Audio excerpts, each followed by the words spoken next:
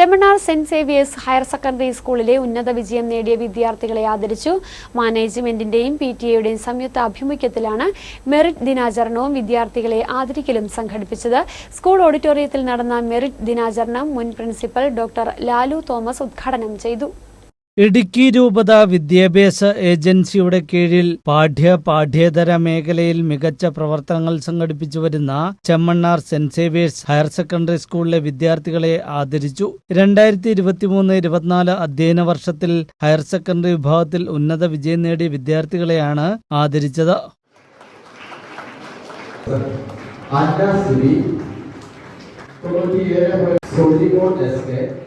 School മാനേജ്മെന്റിന്റെയും PTA സംയുക്ത ആഭിമുഖ്യത്തിലാണ് merit ദിനാചരണം സംഘടിപ്പിച്ചത്.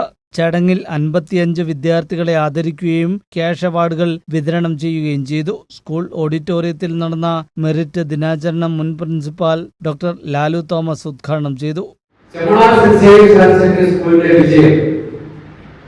മറ്റ് സ്കൂളുകളുടെ വിജയത്തെക്കാൾ വിഭിന്നമാണ്. ഇതിന് അല്പം ഈ സ്കൂളിലെ കുട്ടികളുടെ വിജയത്തിന് മറ്റ് സ്കൂളുകളിലെ കുട്ടികളുടെ വിജയത്തെക്കാൾ മാറ്റം അല്പം കൂടുതലാണ്. അതിന്റെ പ്രധാനപ്പെട്ട കാരണം നമ്മുടെ സ്കൂളിലെ കുട്ടികൾ, ഈ നാട്ടിലെ കുട്ടികൾ ധാരാളം വെല്ലുവിളികൾ നേരിട്ടുകൊണ്ടാണ് നമ്മുടെ സ്കൂളിൽ പഠനത്തിൽ എത്തുന്നത് എന്നുള്ളതാണ്. ധാരാളം പ്രതിസന്ധികളെ നേരിട്ടുകൊണ്ടാണ് കുട്ടികൾ തങ്ങളുടെ വിജയം നേടിയെടുത്തത്.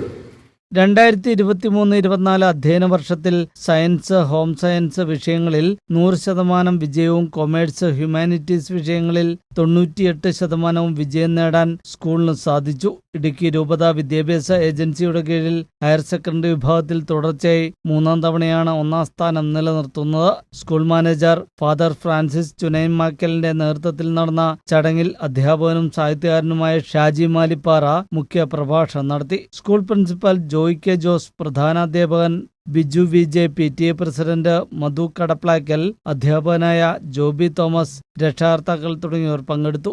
ന്യൂസ് ബ്യൂറോ, രാജകുമാരി.